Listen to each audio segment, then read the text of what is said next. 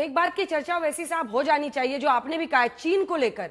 चीन से ये हमेशा अभी भी भीख मांग रहे हैं। मतलब अगर युद्ध लड़ने की नौबत आए तो उसके लिए अभी से उधार के हथियार खरीदने की बात कर रहे हैं। डरे हुए हैं कि चाइना वाले जेट्स चलेंगे तो हम और एक्सपोज हो जाएंगे चीन से। और वहीं उइगर मुसलमानों के साथ क्या होता है वो भी देखने को तैयार नहीं है, उस पर भी पट्टी बांध लेते हैं। वही तो कह रहा हूं ना, इस्लाम का नाम सिर्फ लेकर आप भारत को नुकसान पहुंचाना चाहते हैं। और चीन से तो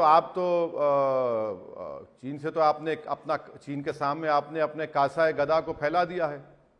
और जब तक चीन आपके नाम आपको देता नहीं है कुछ, आप कुछ कर ही नहीं पाते। मगर एक बात याद रखिए, चीन हो या पाकिस्तान हो या कोई मुल्क हो, जब भारत की सुरक्षा और भारत की इंटीग्रिटी की बात आएगी तो आप ये मत समझिए कि हम लोग खामोश बैठने वाले हैं। भाई जितनी जंगें हुई हैं, क्या भारत ने उसमें बेबाकी से मुकाबला नहीं किया है? बेबाकी से हम लोग मुकाबला करते आए हैं। कोई हम जंग नहीं चाह रहे, मगर ये तो नहीं हो सकता कि आप आकर हमको मारते जाएंगे और आप ये समझेंगे कि नहीं हम बिल्कुल ही दूसरा अपना गाल आपको देंगे दोबारा मारने के लिए। एक हद होती है एक बर्दाश्त की, आप ऐसा नहीं कर सकते। कोई भी दुनिया में कोई भी मुल्क जो पहलगाम में हुआ, क्या कोई खामोश बैठेगा? बताइए। चाहे वो फंक्शनल डेमोक्रेसी हो या डिक्टेटरशिप हो या थ्योरोक्रेसी हो, कुछ भी हो, ये तो हो नहीं सकता ना। क्योंकि आप जनता को जवाब दे हैं और जनता की सुरक्षा का पूरा दारो मदार सरकार पे होता है, तो इसलिए जवाब तो होगा, अकाउंटेबिलिटी भी फिक्स होनी चाहिए इंशाल्लाह। आपने कहा बर्दाश्त की हद होती है। अब फिल्म को लेकर, कलाकारों को लेकर, आपसे किसी क्रिकेटर के बारे में पूछा गया तो आपने कहा कौन से जोकर की बात कर रहे हो। अबीर गुलाल पर सरकार ने रोक लगा दी है। इसी देश में कई लोग हैं, कलाकार जो कलाकारों के साथ सरहद पार खड़े रहते हैं, क्रिकेटर जो क्रिकेटर के साथ खड़े होते हैं। कोई सेना की ये पर्सनल लड़ाई तो है नहीं। तो क्या आप इस फैसले से सहमत हैं कि अबीर गुलाल फिल्म जो कि फवाद खान जिसमें थे उस पर सरकार ने रोक लगा दी? क्या आप ये मानते हैं कि स्टार्स, मतलब कलाकार हो, क्रिकेटर्स हो, इन सब पर अभी रोक लगनी चाहिए? नहीं, मैं सिर्फ उन लोगों से मेरी ये अदबन गुजारिश है, दरख्वास्त है, अगर आपकी बेटी, अगर आपकी बहन वहां पर मर जाती, आप क्या करते? ये सोच लीजिए। आप सोच लीजिए इस बात को। आप जिस तरह जो लोग बोल रहे हैं वो उनका इस तरह का रिएक्शन होता। ये मत समझिए कि मरने वाले कोई और थे, इसको ये समझिए कि इंसान थे, इस देश के नागरिक थे। तो आप कैसे फिर नॉर्मल सी की कैसे बात करेंगे? मैडम, आपको याद होगा कि जब कभी भी हम पाकिस्तान से क्रिकेट मैच खेलते, मैं सवाल करता था कि हम क्यों खेलना चाह रहे हैं उनसे। तो ये हमको तो सोचना है ना कि हम ये नहीं कह सकते कि नहीं वो जो हमारी बहन बेटी किसी की लाश के बाजू बैठी थी वो मेरी बेटी नहीं थी। मेरे भाई, वो इस देश की बेटी थी। जो बच्चे आज यतीम हुए हैं वो इस देश के बच्चे हैं ना। तो कम से कम उनके बारे में तो सोच लो। उसके बाद आप पिक्चर देख लो, जो करना है करो। बट अगर अल्लाह ने आपके सीने में एक धड़कता हुआ दिल दिया है, आपको एहसास दिया है, तो उस दिल से पूछो, अपने जिस्म के रूह से पूछो कि क्या हुआ और क्या करना चाहिए। तो आप ये मानते हैं कि कलाकारों को बैन करना सही फैसला है?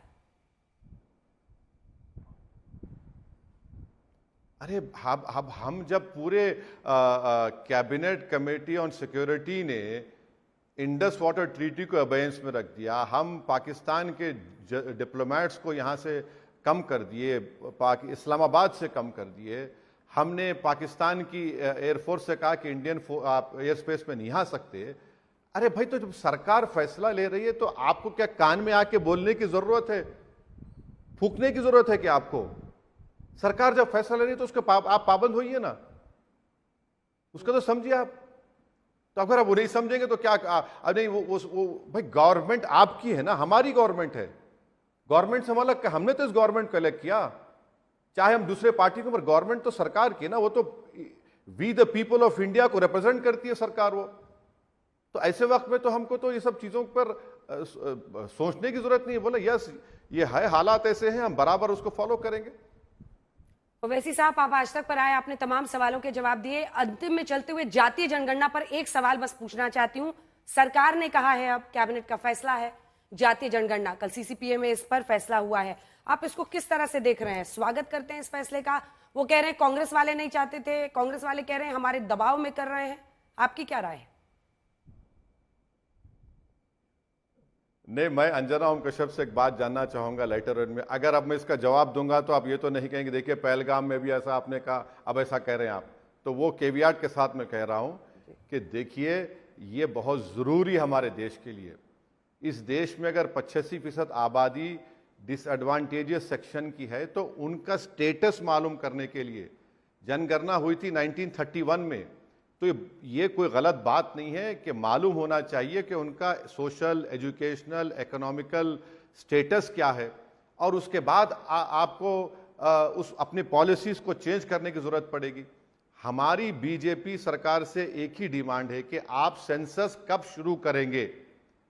क्या 2026 में शुरू करके उसको 27 जून में खत्म करेंगे? क्या पार्लियामेंट इलेक्शन से पहले ये सब डेटा जनता के पास आ जाएगा? और तीसरी बात यह है कि हम मोदी सरकार से डिमांड करते हैं कि ये जो 50% रिजर्वेशन की जो लिमिट है, इसको आप प्लीज ब्रेक करिए, पार्लियामेंट में बिल लेकर आइए। सेंसस तो आपको शुरू करना है, कास्ट सेंसस आपको करना है। और पांचवी बात यह है कि इस सेंसस से पसमानदा मुसलमान का पोजीशन क्या है वो भी मालूम हो जाएगा। जो गैर पसमानदा मुसलमान है उसका पोजीशन मालूम, अरे हर समाज का, हर कास्ट का मालूम होगा, तभी तो हम देश को और ताकतवर करेंगे। मैडम, अमेरिका में जब एफर्मेटिव एक्शन की बात वहां के लोगों ने की, तो एफर्मेटिव एक्शन के बाद हम देखते हैं कि अफ्रीकन अमेरिकन, जूज और चाइनीज जो लोग थे उनको बड़ा फायदा हुआ उससे। और अमेरिका जाकर आज आप देख रहे हैं कि सुपर पावर बना हुआ है जो अभी कमजोर हो चुका है। तो देश के लिए बहुत जरूरी है, देश मजबूत होगा इससे देश को फायदा होगा। अगर हम वाकई में सुपर पावर बनना चाहते हैं तो यकीनन ये कास्ट सेंसस होना चाहिए, और उसके बाद जो करेक्टिव स्टेप्स लेना है वो सरकार को लेना पड़ेगा। असदुद्दीन ओवैसी साहब, आप आज तक पर आए, आपने तमाम सवालों के जवाब दिए, बहुत बहुत धन्यवाद आपका। असदुद्दीन ओवैसी जो ये मानते हैं कि भारत को बदले की सख्त कार्रवाई पाकिस्तान के खिलाफ करनी चाहिए ताकि हमेशा हमेशा के लिए उसे एक सबक मिले। बहुत धन्यवाद।